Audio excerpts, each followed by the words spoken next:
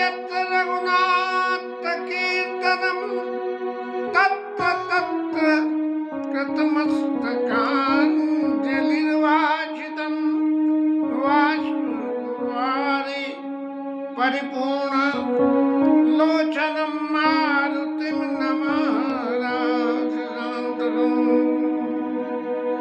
श्रीमद् रामचन्द्राय नमः श्रीरामभद्राय नमः सीताराम सिख शीतलित मृदुल मरु सुन सीतै न सुहान और शरद चंद चंदन लगती जन चकवी गुलाम।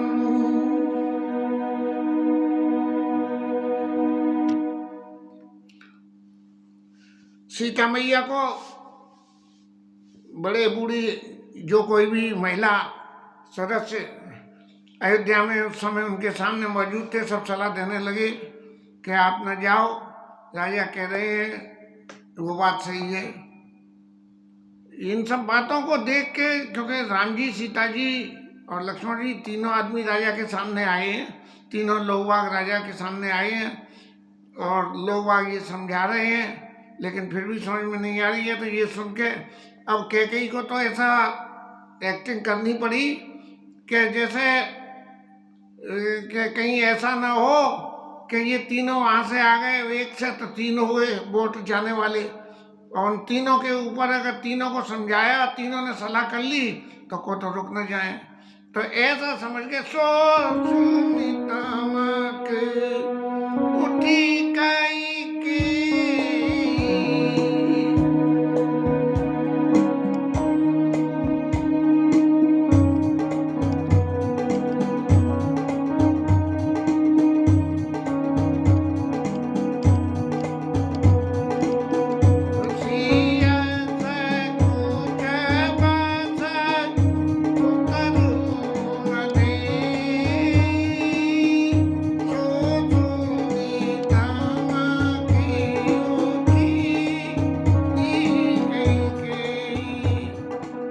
अब सीता मैया तो जवाब नहीं दे रही, बड़ी बुढ़िया हैं। तो ये देख के जो है कैकेयी मैया जो है तमक उठी और उसने क्या करा कि मुनिपट भूषण भाजन आनी आगे धर बोली मृदुवानी। उठी तो बड़ी तमक के, लेकिन तभी समझ में आया कि यदि इसी तरह से मैं कहूंगी तो मेरी नीक बात भी खोटी हो जाएगी। इसलिए मुनिपट भूषण भाजन आनी और आगे धर बोली मृदुवानी, बड़ी मीठी वाणी में आगे जो है मुनियों के माने ये सब इंतजाम कुबड़ी मैया ने पीछे से करा। आगे धर बोली मृदुवानी, बड़ी मीठी वाणी से जो तमक के उठी थी और उसने अपना टेम्परामेंट बदल लिया।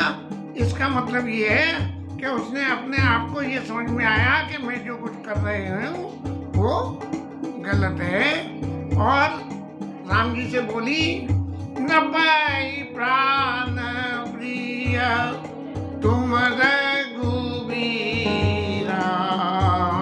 शील स्नेह छाड़ई वीरा। शील स्नेह छाड़ई वीरा। राम जी महाराज, राजा आपको प्राणों के समान, राजा को आप प्राणों के समान प्रिय हैं, और राजा को आपका शील और आपके प्रति जो स्नेह वो किसी भी कीमत पर नहीं छोड़ना चाहेंगे। और सुखद सुजस पर लोक नसाऊ, सारे सुखद चले जाएं, सारा उनका श्रेय चला जाए, उनका परलोक चला जाए, परलोक का नाश तक भी हो जाए, श्रेष्ठ परलोक नसाऊ, और तुम्हें ही जानवन कहीं दिखाऊ, तुम्हें कभी बन जाने को राजा नहीं कहेंगे। जब राजा बन जाने को नहीं कहेंगे तो महाराज आप क्या करोगे? तो अच्छा विचारी सोई करऊ जो भावा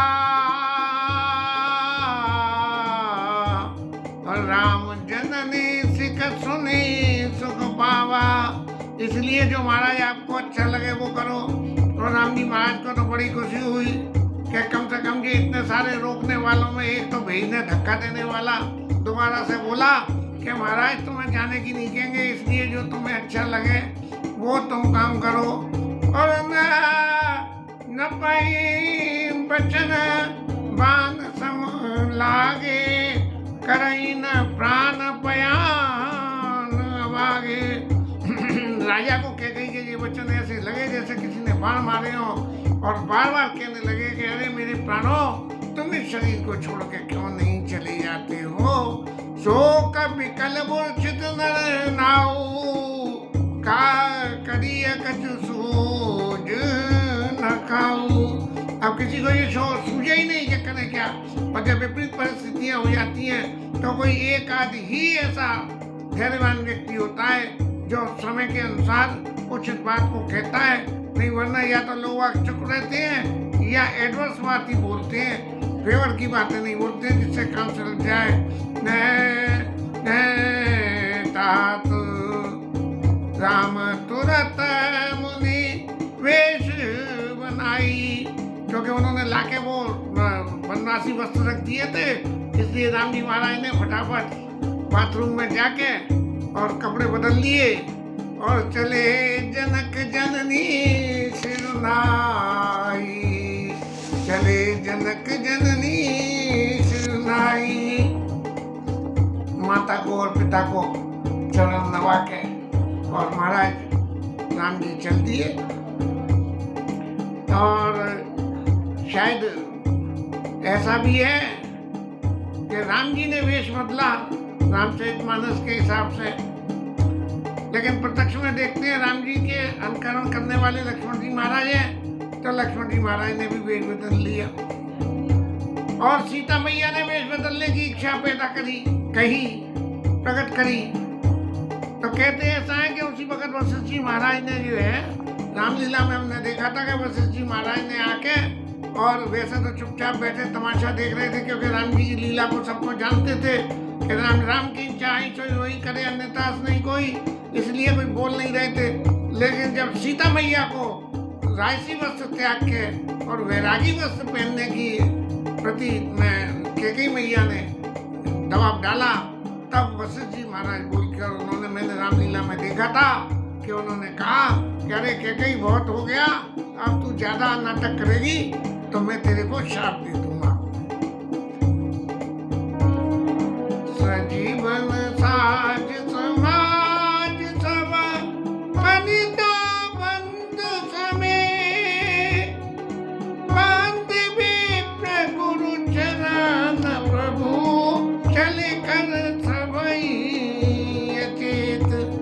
अब सब लोग जो वहां मौजूद थे वो तो सब अचेत हो गए, और राम जी महाराज ने समझा कि मौका अच्छा है, ऐसे में ही निकल के चलो। और वहां से निकल गए, और वहां से निकल के वशिष्ठ ऋषि के द्वार पे आए और आके वहां देखा जो लोग अंदर थे वो तो सब अचेत हो गए, लेकिन जो बाहर थे वो सब सचेत थे कि यदि ये जा रहे होंगे तो हम जाते हुए को कैसे रोकेंगे।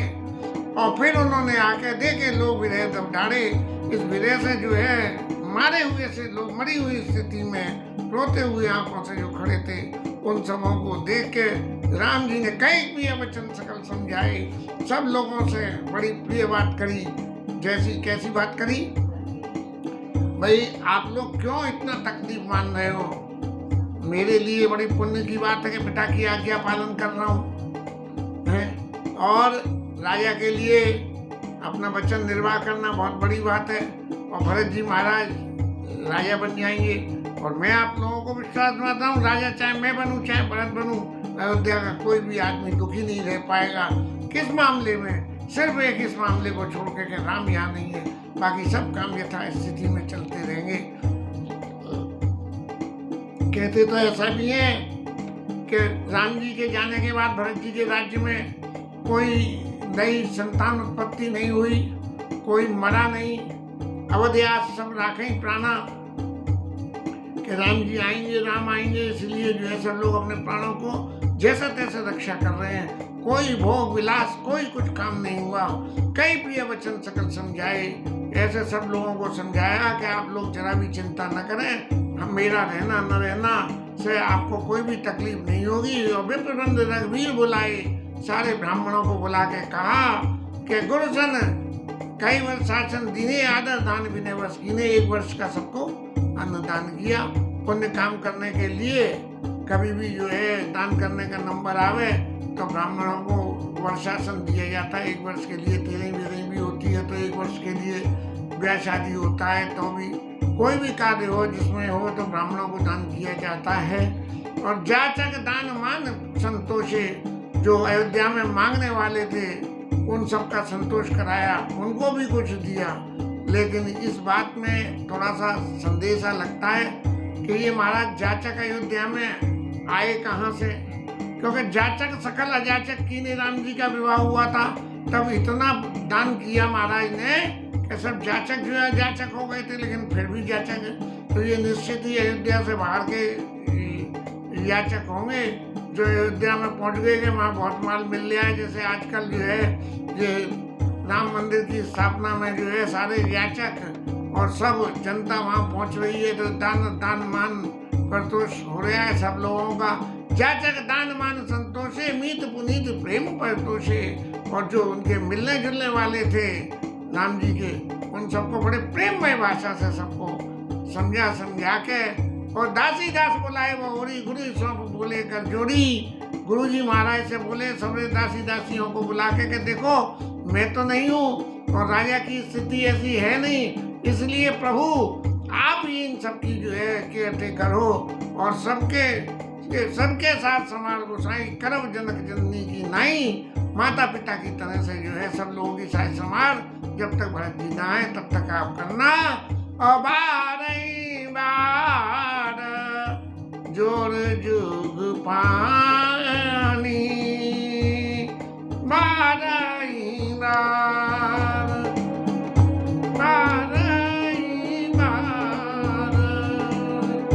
जोर जुग पानी, कहत राम सब सन व्रत मानी। सोई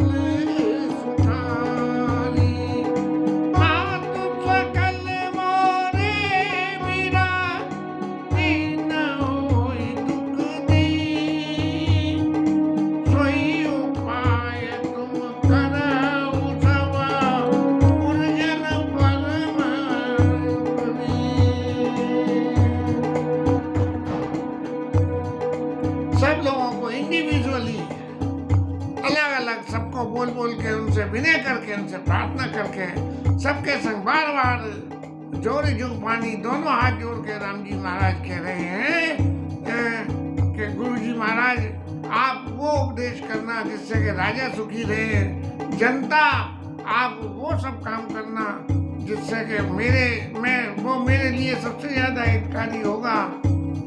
कब होगा? जबकि जिससे कि राजा जो है वो सही बने रहे। जब तक राजा सही बने रहेंगे और जो राजा के सही रहने लायक सेवा करेगा वो मेरा सबसे ज्यादा सुखी होगा। और मात सकल मोरे बिना जय न हो दुख दीन। पुरजनों से मेरी प्रार्थना है कि मेरी माताएं जो है ये जो है विरह में मेरे विरह में दुखी नहीं हो, ऐसी क्रिया आप सब लोगों को करना है। और आप जो है इसी नियम का निर्वाह करके वही सोचने से मेरा हितकारी होगा। और राम जी ने इस तरह से सब लोगों को समझा के और फिर गुरु जी के चरणों में जो है सिर नवा के गणपति गौर गिरीश मनाई चले असीस पाई रघुराई।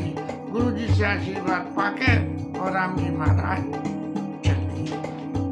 अब राम जी महाराज चल दिए और अयोध्या के लोगों ने जब ये देखा कि राम जी महाराज तो किसी कीमत पर रुक ही नहीं रहे हैं, तब सब लोगों को ऐसा लगने लगा कि यहाँ अयोध्या में रहना तो अब कोई मतलब का ही नहीं है। अवर ताज राम निवासु तई दिवस भानु प्रकाशु।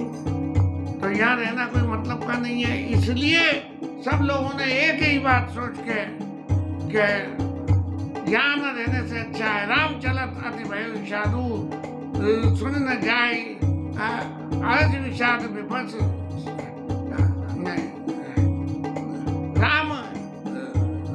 राम चलत अति भय विषादु और सुन न जाए पुर आरत नादू।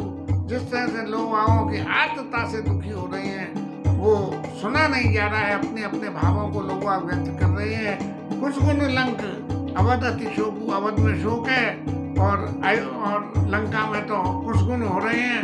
अब उन कुछ गुण का क्या अर्थ है ये तो आज नहीं पता लग रही, लेकिन फिर भी कहीं ना कहीं ठाकुर जी प्रेरणा से सिखाए तो हर्ष विषाद विवत्सुर लोगों, देवता लोग बड़े खुश हो रहे हैं कि राम जी वन में जा रहे हैं। पहले तो हर्ष हो रहा है और फिर विषाद हो रहा है। विषाद क्या हो रहा है कि गांव में जाकर वहाँ अयोध्या में देख रहे हैं कि किस किस तरह से लोग रो रहे हैं। अरे हमारे लिए तो सुख की बात है, लेकिन वहाँ जाके जो लोग रो रहे हैं उनकी अब गई मूर्छा तब भूपति जागे और बोले सुमंत कहन लागे। अब जब राम जी चले गए तो थोड़ी देर में मूर्छा से राजा दशरथ जगे और सुमंत को बोल के कहने लगे राम चले संग प्राण न जाई, कई सुख लागी रहत तन माई। एते कावना बेटा बलवाना, जो दुख पाई तगे तन पाना। इससे ज्यादा कौन सी बलवान बेटा होगी जिसको पाके ही मेरे प्राण इस शरीर का परित्याग करके चल जाएंगे। और फिर हृदय में धीरे धारण करके कहने लगे सुन तो महाराज आप रथ को लेके और आप राम जी के पास में जाइए और एक बात ध्यान रखिए कि अति सुकुमार कुमार दो बहुत सुकुमार है और जनक सुता सुकुमार, एक तो कुमार है और वो सुकुमार है। कुमार और सुकुमार में कुमार माने एक उम्र से संबंधित और सुकुमार माने कोमलता से संबंधित। ये सुकुमार कुमार है लेकिन वो सुकुमार है। कुमारों में भी ये ज्यादा कोमल होते हैं, वो जनक सुता सुकुमार और रथ चढ़ाई देख रही मन मेरा गए दिन चार।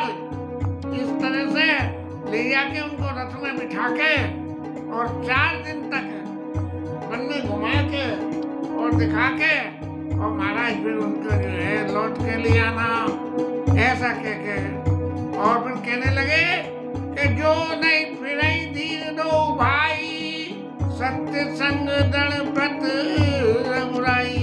यदि राम जी लक्ष्मण जी न लौटे क्योंकि वो सत्य संग है, जो सत्य कह देते हैं उसका पालन करते हैं, तो तुम अभिनय करे कर जोड़ी, प्रभु मिथिलेश किशोरी। और फिर आप जो है उनसे वंदना करना कि महाराज किशोरी जी को तो आप भेज दो। और जब सीता मैया कानन जंगल को देख के डरे तब उस वक्त कहना, जब तक डरे नहीं तब तक मत कहना। और तब क्या कहना है कि सास ससुर कहे संदेशु पुत्र प्रियवन बहुत कलेशु। आपके साथ ससुर ने ऐसा कहा है कि हे पुत्री आप मन में बहुत क्लेश होंगे, आप तो अभी गुस्से ही वन में डर रही हो, इसलिए आप यहाँ से वापस चलिए। और क्या करना है पितृगृह कबो कबो ससुराई रहे जथा रुचि हुई तुम्हारी, अपने पिता राजा जनक के पास या अपने ससुराल में जहाँ भी इच्छा हो वहाँ रहना। यही विधि करे उपाय कदम्बा, नहीं तो यही विधि करे उपाय कदम्बा,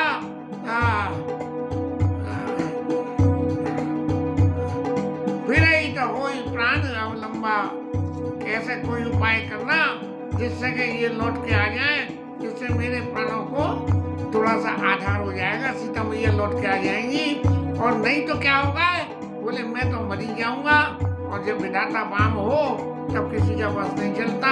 यदि लौट आई तो ठीक है, नहीं तो मैं ये समझ के मरूंगा कि मेरा विधाता वाम है।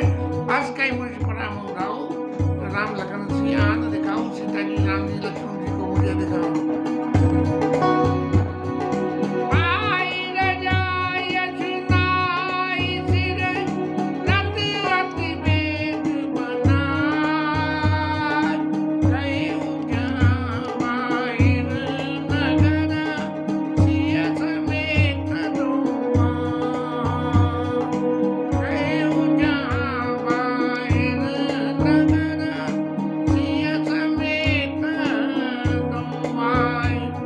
रथ को लेकर सुमंत जी महाराज नगर के बाहर चले गए और राम जी के पास पहुंच रहे हैं। इसके आगे की कथा कर लेंगे।